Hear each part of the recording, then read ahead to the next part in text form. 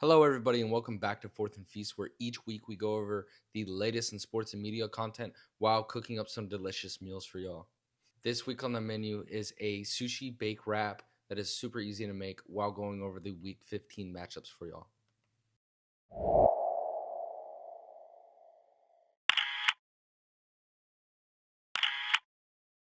The first of many matchups this week is going to be the Buccaneers at the San Diego Chargers, and a battle that has really started to heat up.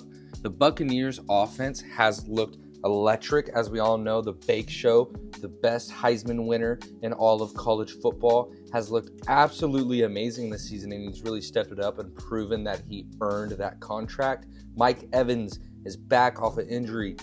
Dude is playing like a dog. He needs to average 104 yards a game to end up with 1,000 yards on the season. And guess what? If anybody can do it, I believe that Mike Evans can. Another really interesting injury for the Buccaneers is Bucky Irving, somebody that's a dog. I know I went over him a little bit earlier in the season. The guy is he plays with so much aggression, and he has the best vision in the NFL out of all running backs.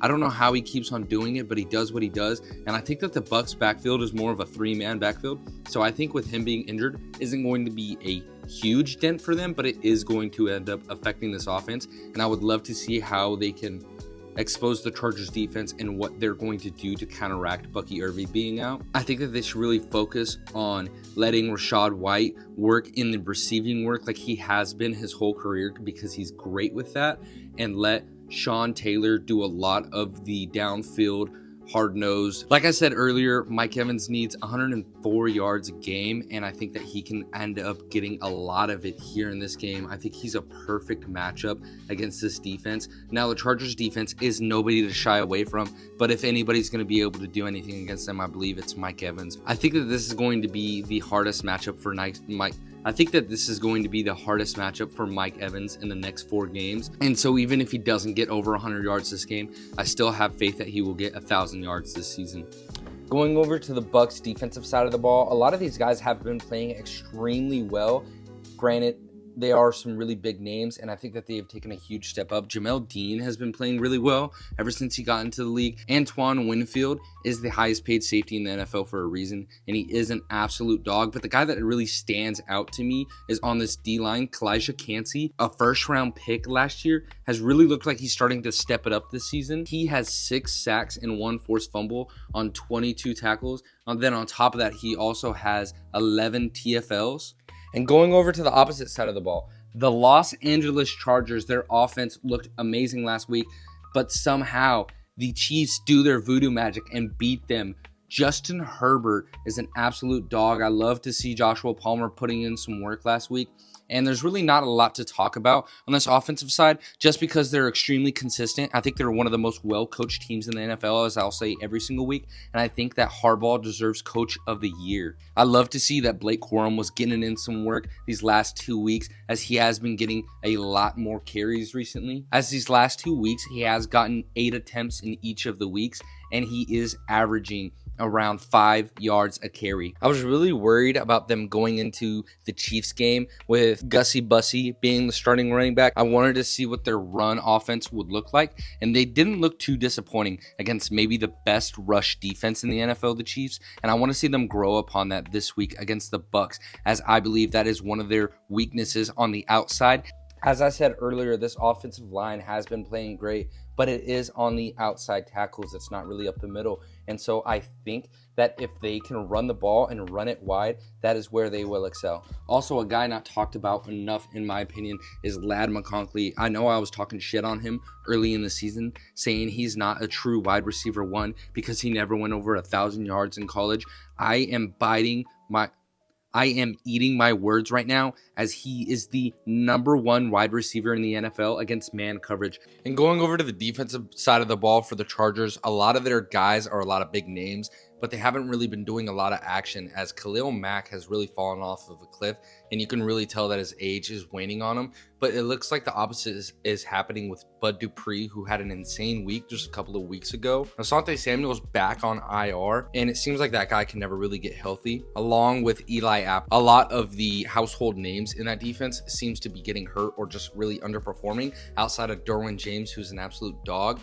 But they are an extremely well-coached defense, so all these no-name guys have really taken a huge step up. If it was me being the head coach for them, what I would do is I would have Derwin James being the overtop safety, just covering wherever Mike Evans is, making sure that he doesn't take the top off of my defense. The next matchup is going to be a huge game with the Buffalo Bills at the Detroit Lions. This may end up being a Super Bowl matchup later on in this year, and I think that this will be a preview of the potential Super Bowl matchup. Starting it off with the Buffalo Bills, their offense looked absolutely insane last week. Josh Allen is looking like an MVP in a loss, which has never been done before, and the dude just broke the fantasy points record while scoring 6 total touchdowns, which he stole touchdowns away from James Cook and everybody else, but it doesn't matter because the guy is putting the team on his back. I don't know what the Bills would be without Josh Allen. I really love to see that Khalil Shakir was getting in some work last week. As I said earlier in the season, he is one of the more interesting wide receivers on this depth chart, as I believe Amari Cooper really helps unlock everybody. Keon Coleman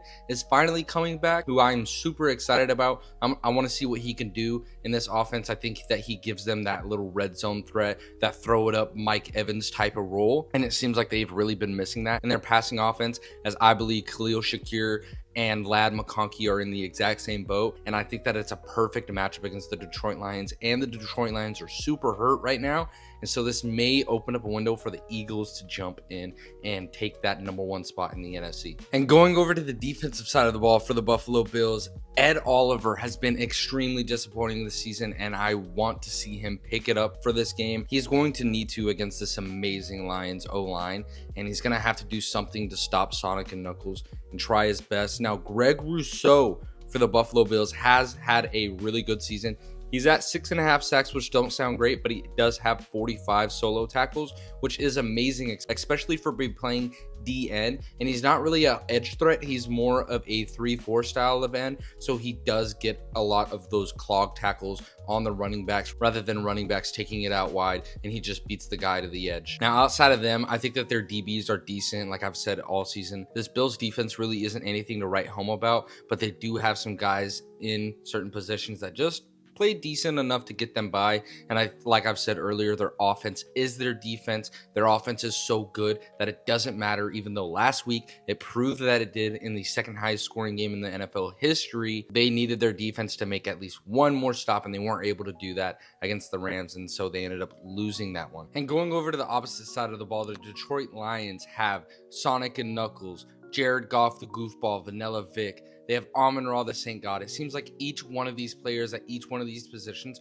are playing at an all-pro caliber, and none of them are playing selfishly, as we see that the Eagles have with the A.J. Brown situation earlier this week. I see no weakness on this offense, and they're just going to keep on doing whatever they want. I think that the Bills can maybe give them a run for their money, but I think that there's no way that they could stop this offense. I think that their defense isn't a top 5 defense in the NFL, and so the Lions can just kind of do whatever they want. They could either throw the ball super deep to Jameson Williams or throw it underneath to Amon-Ra St. Brown / Sam Laporta, or they could just run it with Sonic and Knuckles all day, and it's not going to matter because they're going to get yards and they're going to score touchdowns, and they have the ballsiest coaching in the NFL, and I think that's exactly what you need in this day and age to convert those 4th downs to win you those games. As we seen last week, it came down to the wire, and they ran the ball on a 4th and 1 whenever it made no sense, and it showed that having balls in the NFL this season matters a lot, because a lot of these teams are just getting extremely lucky in their wins. So in order for you to upset them, you're going to have to play with a lot of balls. For the defensive side of the ball for the Lions, it's like how I said it was last week. They have a lot of injuries, a lot of guys on IR, and it seems like it doesn't matter. A lot of these guys just kind of play with a certain type of motivation, and it seems like it's a culture whenever you get into Detroit that it really just takes over. A lot of these guys are just coming off of the street and playing at an extremely high level in the NFL. This may end up being the loose thread on the sweater that comes loose and just really unravels everything, as this defense just can't stay healthy and they're missing too many big players. I think that it's going to end up being a huge deal going against this amazing offense that Josh Allen has on the Bills. But if they can find a way to slow them down and get into Josh Allen's head and maybe keep him in the pocket and maybe get some sacks, it's a completely different story.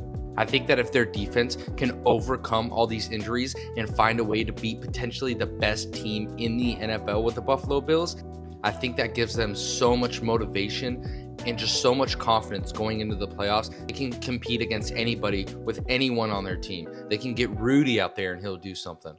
And for the last matchup this week, it's going to be the Pittsburgh Steelers at the Philadelphia Eagles. There's been a lot of drama going on since last game going into this game, and I think that it is going to end up being a huge game for A.J. Brown and Jalen Hurts, just kind of proving, hey, there is nothing wrong in this locker room. Some people spoke out of turn, and I am just going to turn it on. I know that A.J. Brown has struggled these last 2 seasons to end the year, but I think that ends here in this game. I know that the Pittsburgh Steelers is one of the best defenses, if not the best defense in the NFL, but I think that A.J. Brown is a top 5 wide receiver, and he's going to play like it this week. Outside of A.J. Brown, there's Devonta Smith, who has been a little bit disappointing recently, and Dallas Goedert, who is injured, who I think will actually end up playing a little bit of a role. They have this one guy with a Calaparisian name or whatever. I don't know how to say his last name, but he is decent, but he is no Dallas Goedert. And this offense is extremely good. They are the best, and this is really just really good offense versus really good defense. Saquon Barkley is the MVP of the NFL, in my opinion, as of right now. And I really want to see if he can end up going insane, having 130 plus yards against the Steelers. I think he completely deserves the MVP trophy over anybody else. I don't give a shit about record or anything like that. I think that if Saquon Barkley gets close enough to the record, he deserves it either way. For the defense on the Eagles, a lot of these young guys have really stepped up. I know I've talked about that in other episodes where I'm saying about how this defense is just really young, and then you got these old bucks really just kind of showing them the ropes, and they've really just taken a step up. The white corner Cooper DeJean is playing at an all-pro level. It seems like every single one of their draft picks just seem to hit, and it also seems like right whenever everything starts going bad, it goes good for the Eagles. The coach was on the hot seat. They were losing games. They ended the year off bad last year. It didn't look that good. This defense looked horrible. They addressed all that stuff in the offseason, and they're just coming back in full force, and they may take the number 1 spot in the NFC this week and solidify them in the top of the NFL and give them that first round bye. Now, I think that the Eagles defense is a perfect matchup against the Steelers, and I think George Pickens being out is going to end up playing a huge role in this game, as Russell Wilson last week only had around 150 passing yards. As you can tell, he really relies on George Pickens, and they have Mike Williams, who is a very similar player, but he is not George Pickens at the end of the day. Going over to the other side of the ball, the Steelers, their offense, like I said earlier, George Pickens is injured, and I think that's going to end up playing a huge role in this game. Now, I think that they should just rely on Najee Harris and Jalen Warren and let them do what they've been doing so far this season, and maybe rely a little bit more on Mike Williams and throw him those deep balls that you were throwing to George Pickens. I know that he was getting a little bit more looks than usual this week, but Mike Williams is a decent receiver in the NFL, and I think that he is good enough to produce on his own, and I think Russell Wilson just needs to trust him a little bit more. I know that he was taking those deep shots, but it seemed like nobody was out there, and maybe they just need to get on the same page, and it looks like a full week of practice, hopefully, with them this week. Knowing that Mike Williams will be the wide receiver 1 this week will hopefully help the connection between Russ and Mike Williams. And for the more interesting side of the Steelers, the defense has been playing at an insane level this season. Now, TJ Watt has been a little bit disappointing in my opinion, as he hasn't really been playing great, and he seems more like a stat patter this season than usual. But outside of him, a lot of these guys, Patrick Willis would look like an insanely good draft choice. A lot of these guys, I want to see how they'll match up against the Eagles, as I think that this is perfect competition for them. I love to see what Patrick Willis will do against Saquon and keeping Jalen Hurts in, and I want to see what their D-line will do against both of them. This is going against an all-pro D-line versus an all-pro offensive line, and I want to see if the tush push will work. I want to see all sorts of stuff. I think that this is going to become the movable object versus the unstoppable force. And to end it all off, I'm just going to run through the rest of the matchups this week. This is going to be a huge week. There's a lot of really good matchups. Starting it off this Thursday, it's going to be the LA Rams versus the 49ers. I have the Rams in that one. Their offense looks electric, and they're just going to keep on doing what they're doing. Commanders versus Saints. Commanders are obviously winning that one. Ben DiNucci's our starting quarterback this week. Chiefs versus Browns. Chiefs are going to keep on doing what they're doing. Browns aren't going to win that one. I'm sorry, Jameis Winston. I love you. Bengals versus Titans. Joe Burrow's been playing at an MVP level, and same with Jamar Chase. I think that they're going to end up winning this game, and call me crazy. I think the Bengals actually have a serious chance of making the playoffs. They just need a couple of things to go their way, and this week's going to matter a lot for them. Next one's going to be Miami at the Texans. I have Miami winning this one, as I think the Texans are one of the most fraudulent teams in the NFL, but their DNs are the best DN duo in the NFL. The Ravens at Giants, I have Ravens winning that one, obviously. I don't think Tommy DeVito is really going to pull the upset. Jets versus Jaguars is going to be an ugly game. I have the Jaguars actually winning this one, surprisingly. I just think that the corners aren't healthy enough, and I'd love to see BTJ do what he does. Cowboys versus Panthers. I think that this is going to be an extremely interesting game, as the Panthers seem like they've really just been playing at an amazing level, and they just keep on losing these one-score games. Next matchup is going to be Colts at the Broncos. It's going to be a really interesting one. I have the Broncos winning this. I think that they're going to make a serious playoff push. Next game is going to be the Patriots at the Cardinals. I think the Patriots are going to win this one. I have a huge upset here. I believe that Drake May is one of the best quarterbacks in the NFL already. Next one's going to be a really interesting game between the Packers and Seahawks, as this will have huge playoff implications. I have the Packers in this one just because it seems like they make it every year, and K9 is hurt. Next is going to be the two Monday night games. It's going to be the Bears at the Vikings, division rivals. I have the Vikings winning that one. Last game to end this week is going to be an ugly one, the Falcons versus the Raiders. I have the Falcons winning this, but it may be Desmond Ritter's revenge game. Who really?